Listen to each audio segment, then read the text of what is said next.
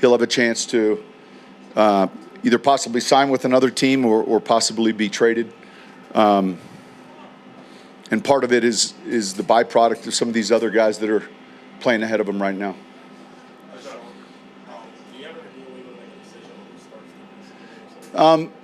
Yeah, it'll be probably Tuesday or Wednesday. I mean, we have the practice laid out. Generally midweek, we'll talk about the reps, phase 1, phase 2, phase 3.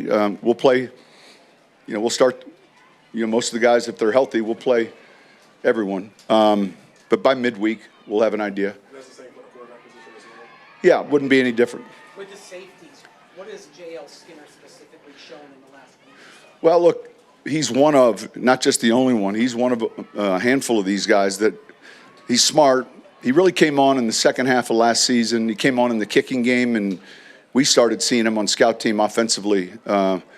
So he's playing with confidence, and he's one of the younger guys that will be pushing, and he's just got to keep progressing. What is it about Lazar UK that you believe in him to bring him back? Yeah, he's young. Remember, I only had that mini camp, and never the full training camp, but he's a young player we drafted, and look, and he's handled this well. He took full responsibility for it. We're in that period of time where there's a lot of mistakes being made relative to the gambling and the gambling policy, and I think the league and the communication that they provided with him, we're grateful for. Ownership here, I mean, he was out a year, and so our job now is to make sure that we're slow to get him ready back because he's missed quite a bit. But he was very remorseful, and I think that played a big part of it. I think he understands certainly the mistake he made, and he's really appreciative to be back here with this team. Do you do anything extra with him just in terms of? Well, he went through, just like all of these guys, he went through a pretty extensive physical. He's working on field 3 quite a bit. I just think you got to be careful of putting him back out there right away. I mean, he'll be in the meetings, of course. Now he'll be involved in everything. He's here on our roster, but I do think that we've got to look really further out and say, all right, when do we expect him to play in a preseason game? In terms of the gambling policy itself, or just in terms of education and all that, do you do extra work with him, or you just? Well, he did a ton of, and currently has to do a ton of things following up on it. So he'll probably know it more than the rest of us. Troy Franklin. Say it again. From film you watched on any that first year and then in college, what kind of player? He's big. He's explosive. He's strong. I mean, he's got those traits to push the pocket, and I think he's young. So, but we see him like as an end candidate, to play inside, and we're glad it's worked out for him. How have you seen Troy Franklin progress since the spring? He's doing well. He picks things up well. We all see his speed. We feel his speed, and so he, like the rest of the rookies, they have these glimpses or these moments where they're gaining confidence, and he had a nice play today. He's doing well. For young players, obviously there's the practice reps with the walkthrough reps. How valuable are those for guys? I think all of that is, and then I think when you're not in and someone else is getting full speed reps, you'd like to look at that position exactly like if you were having the rep, and try to just put yourself in the shoe. So I think it's important that they're paying attention to the plays and trying to get a mental rep if they're not in. Sean, we know how hard Guerilla walking works, right? Yeah. With that, how much has he improved year 1 to year 2 in pass protection, and where's estimate in his pass protection? Yeah, well, listen, we've drilled it, and we're going to continue to drill it. I think they're two different cats. So with Jaleel, there's times when he's going to have to be able to pass block if he's going to be in there maybe on third down or especially 2-minute. He's certainly smart, willing. Audric, is 220 pounds, and so he probably doesn't know as much right now, maybe, and because he's new to it. But certainly he's got the stature. Now, is he a third down back? I can't tell you that relative to just the reps we've seen.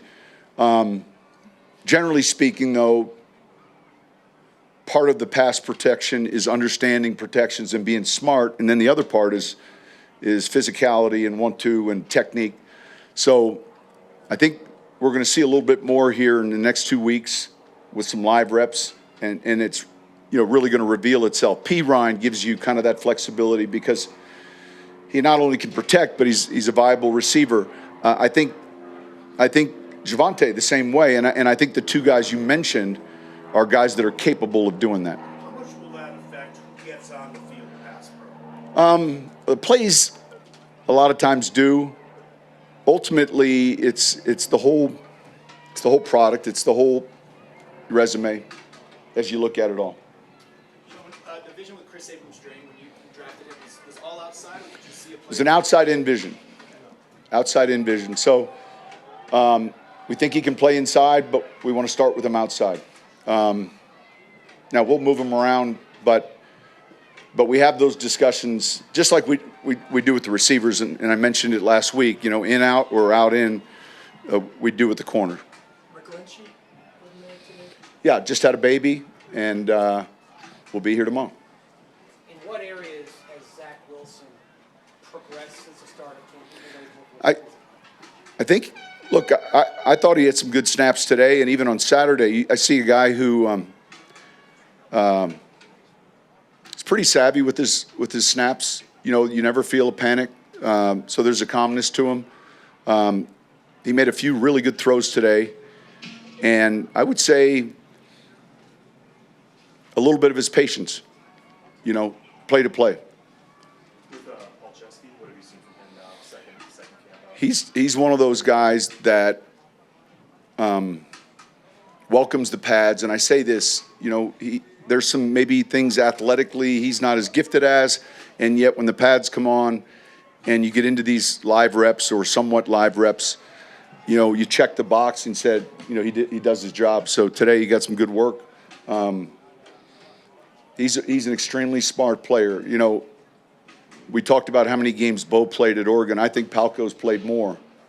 So he's not lacking experience. It's just those first team reps. So I think he's someone we're pleased with. Does he have versatility beyond just right tackle, or do you like him in that? That's the spot for him.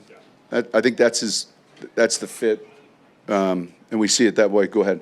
As a quarterback, Yeah. and all the quarterbacks you coach, how difficult is it to coach a guy's processor? And do some guys just get it and some guys just don't? I don't want to go with the last one. Some guys get it better than others, and the question is how much better. And so there's a difference between and it could be just one Mississippi, and I think that can improve.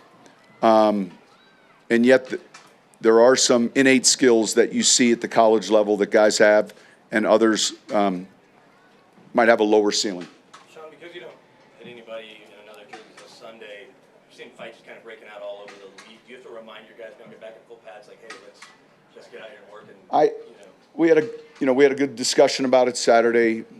We got to be able to play this game, with an edge, and there's a certain amount of physicality required, and yet we just got to be smart about not crossing the line, and so do you have the discipline to go right to that edge?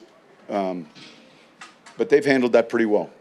Are you still in installation phases? I guess, how does he evaluate? We are. when you're No, it's a great question. So we didn't install today because they were off yesterday. Tomorrow we'll install short yardage, 3rd and 1, 4th and 1. And then I believe Wednesday we have a second round of 3rd down defense and offense coming. And Thursday we have a second round of red zone defense and offensive coming. So short yardage, 3rd down 2, red zone 2. Those would be the installation sequence days this week. And then the final day, it'll be a focus on Indy. Sean, when you looked at your short red zone last year, I'm sure it came down to a lot of things. It was awful. Yeah, how much of it, though, is being able to run the ball consistently? There's a number of things, and look, we got to do a better job as coaches. But we're talking 1st and goal inside the 9. We got to do do a much better job, and we will. But generally speaking, as that field shrinks, a 2.5, 3 yard run is a pretty good play. And so, but there's a combination. If we went back and went through the whole self scout, I could give you the 11 things that we didn't do well. All right, thank you guys.